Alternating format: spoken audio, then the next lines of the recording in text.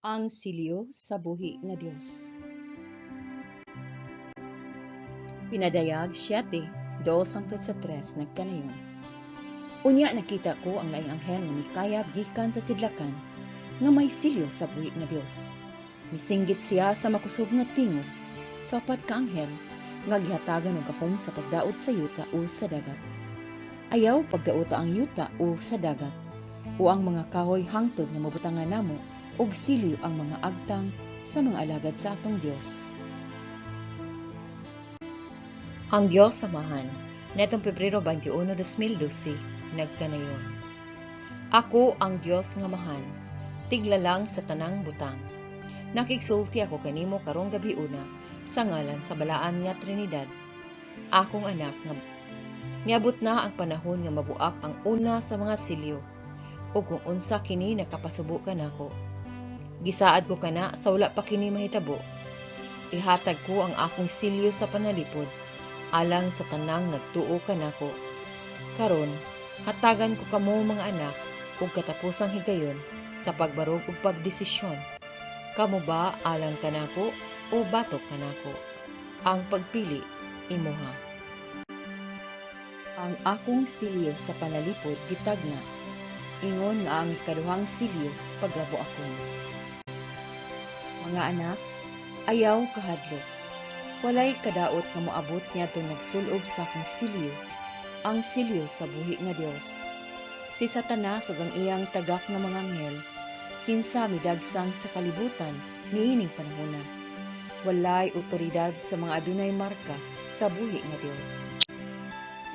Kinahanglan nga mamati kamo kanako mga anak, ug dawata ang akong silyo, kay magluwas kini dili lamang sa inyong kinabuhi, kundi sa inyong kalag. Ilitok ang pag-ampo aron nga dawat ang akong silyo sa matag adlaw. Siguruha nga matagsakop sa imong pamilya ug mga minahal na kasabot sa kaminungdanon sa akong silyo. Ang imong gugma alang kanako imong langitong amahan, mao ang imong makaluwas nga grasya ug kini maghatag kanimo sa kusog nga imong gikinahanglan.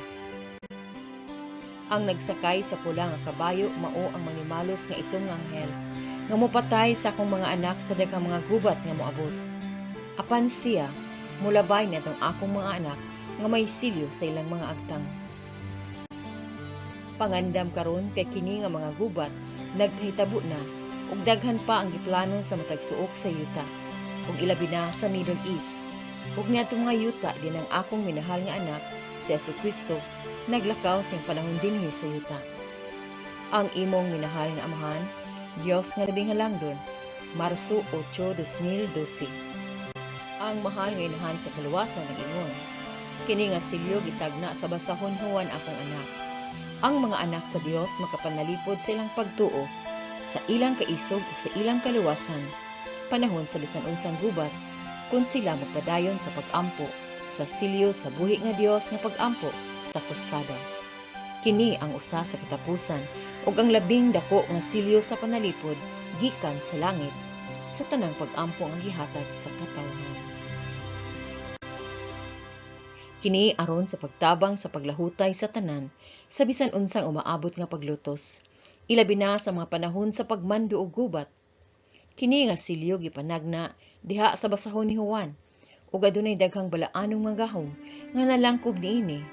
Mahala kini o gamita sa pagpanalipod, dili lamang sa inyong kaugalingon, kundi sa inyong mga pamilya. Kini nga pahinumdom gikinahanglan karong panahona, imong inahan sa kaluwasan, Mayo 17, 2012. Ang akong gasa sa silyo sa buhi nga Dios, maghimo kanimo nga dili makita sa imong mga kaaway. Ilito kini kada adlaw sugod karon, guniti kini ug pabendisyon ni kini sa usa ka pari. Imong Jesus, Mayo 16, 2012. Ang gasa sa silyo sa buhi nga Dios, mao ang imong labing dako nga panalipod sa panahon sa gubat o kagubot. Pinaagi sa pagsaad ug pagkamaunungon sa Dios nga mahan, pinaagi sa pagdawat nining libreng gasa, magpabiling ka nga gawasnon. Inahan sa kaluwasan, Marso 16, 2012. Ang 666 isulod sa ilawom. Ang numero niini gitago sa usa ka chip nga mapugos ka nga dawaton sama sa bisan unsang pagbakuna. Ang silyo sa buhi nga Dios, ang akong pag-ampo sa kusada 33, mao ang imong sumpay sa kinabuhi. Kung dawaton nimo ang akong silyo sa panalipod, nga gihatag kanimo sa akong tunhay nga mahal, dili nimo kinahanglan nga dawaton ang marka, dili ka matandog, ang imong balay dili makita, mapangita o usa ka target, tungod kay kini dili makita sa mga mata sa kasundaluhan ni Satanas. Imong Jesus, Hunyo 1, 2012. Ang matag usa nga nanumpa sa pagkamaunungon ngadto kaniya ang Antikristo, pinaagi sa relihiyoso nga seremonyas, negosyo o mga kasabutan sa pamatigayon, kinahanglang magkuha og marka. Katong modawat sa marka nga naa sa porma sa usa ka bank card o espesyal nga chip nga ibutang sa ilang kamot, mawad-an sa ilang makalag ngadto kaniya. Ang tanan nga nagsulob sa silyo sa buhi nga Dios, makalingkawas sa mga gunit sa Antikristo ug mahimong imyon sa kalisang. Ayaw ibaliwala kini nga pasidaan, ayaw kahadlok niini, kay kung sundon nimo ang akong mga panudlo, mapanalikdan ka. Imong Jesus, Oktubre 19, 2013. Kato lamang modawat sa silyo, magbato niini sa ilang mga panimalay o magdala niini diha kanila ang mapanalipdan. Kato lamang adunay mga silyo sa buhi nga Dios, ang makalingkawas niining matang sa dinaghang pagpamatay sa kalag. Jesus, Abril 4, 2013. Ang mga gubat nga akong gisulti magsugod na ug ang plano mao ang pagpapa sa populasyon. Mahimong makaingon ka nga kini nga mga gubat tali lang sa usa ka nasod ug lain apan nasalib ka. Kadtong mga nagtunglo kanako, pinaagi sa inyong mapintas nga pagsalikway kanako. Mga muyo kanako sa kaluoy sa diha ang kini nga mga panghitabo mahitabo. Kung pugson ka sa pag-antos o padawaton sa marka sa mananap 666 o mamatay, musinggit ka alang kanako, unya, ikaw magkabuang sa pagpangita sa silyo sa buhi nga Dios, nga akong gihatag sa kalibutan, pinaagi sa akong amahan niini nga mga mensahe, apa ni ana unya nga panahon, ulahin na kaayo. Imong Jesus, Abril 4, 2013. Sa gayon nga mahitabo ang pasidaan, adunay daghang kalibog, siguruha nga magbaton ikaw sa bidinitahang nga tubig sa inyong mga panimalay o Benedictine Cross gikan karon, uban ang silyo sa buhi nga Dios nga nagbitay sa inyong mga balay. Kining tanan manalipod sa imong pamilya, sundang akong instruksyon ug ang tanan mamaayo ra. Jesus, Hulyo 17, 2012. Buot ko nga dadon kamong tanan mahigugmaong mga anak, kinsa nakaila og nakasabot sa kong gugma alang kaninyo ngadto sa akong matahom nga bag-ong paraiso sa yuta. Gisaad ko kanimo nga ang paglutos mahimong paspas ug nga ikaw mapanalipdan, kay ako karon gitugyan ang silyo sa akong gugma o panalipod. Pinaagi niini makalingkawas ka sa pagtagad niadtong magpahinabog kalisdanan sa inyong mga nasod. Ang akong silyo mao ang akong saad sa kaluwasan. Ang akong gahom mo dagayday pinaagi kanimo uban nining silyo. Ug walay kadaot nga moabot kanimo. Kini usa ka milagro mga anak. Ug kadto lamang nga moyukbo sa akong atubangan. Ilang Ginoo og magbubuhat sa tanang butang sama sa gagmay nga mga bata nga adunay gugma sa ilang mga kasing-kasing alang kanako. Ang mapanalanginan nining balaanong gasa. Bangon karon ug dawata ang akong silyo, ang silyo sa buhi nga Dios. Ang imong Dios nga mahal. Pebrero 20, 2012. Mga anak, aniya kita sa mubo nila nga panahon gikan sa dakong adlaw. Sa katapusan dawatang akong silyo, isip usa sa labing dakong gasa nga akong gihatag sa katawhan, sukad nga gihatagan ko sila sa kinabuhi. Gihatag ko ang kinabuhi pag-usab uban sa akong espesyal nga mga grasya. Kung imong kuptan, duol kanimo ang silyo sa buhi nga Dios. Ang tanan nga adunay silyo, adunay luna sa bag-ong paraiso. Ang tanan nga magtotoo nga adunay silyo sa panalipod sa akong tunhay nga amahan. Ang silyo sa buhi nga Dios, walay kadaot nga maabot. Mao kini ang hinungdan ngano nga ikaw akong anak, kinahanglan nga magsiguro nga daghan sa mga anak sa Dios ang mahatagan dayon nga dali makakuha niini sa matag suok sa yuta. Ang inyong mga pag-ampo mga anak, gamahanan kaayo, ug ilabi na kadtong naglitok sa akong mga pag-ampo sa kusada. Akong balaan nga kaluoy ug sa santos nga rosaryo kada adlaw. Imong minahal nga Hesus, Marso 21, 2012. Palihog pagbaton sa silyo sa buhi nga Dios nga duol kaninyo sa inyong mga panimalay sa umaabot ng mga bulan kay daghan ang mahitabo. Ang lawas sa kong anak sa Kristo nga naa sa simbahan dinhi sa yuta gilapas ug mag-antos sa hilabihan.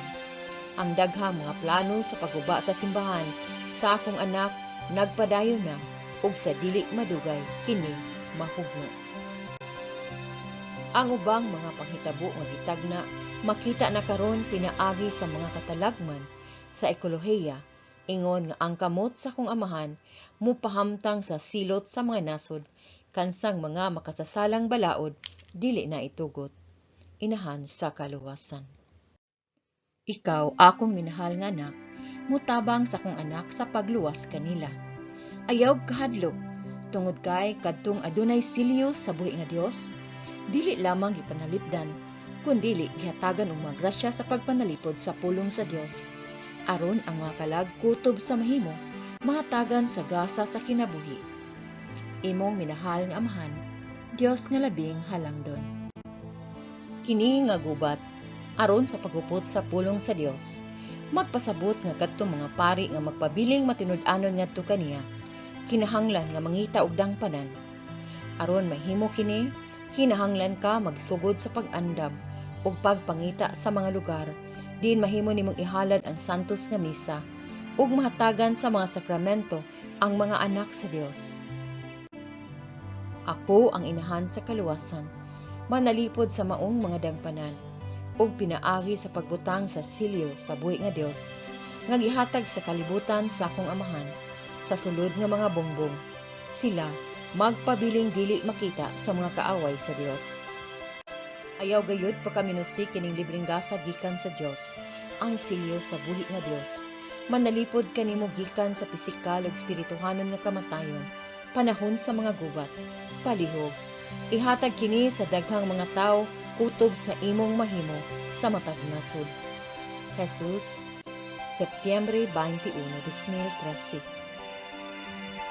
Si Jesus, nagtinguha nga kita mag-ampo sa silyo sa buhi nga Dios nga pag-ampo.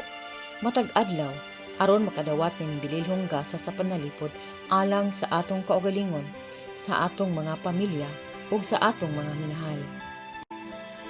Magbaton sa silyo sa buhi nga Dios sa imong panimalay ug diha kanimo kun mahimo.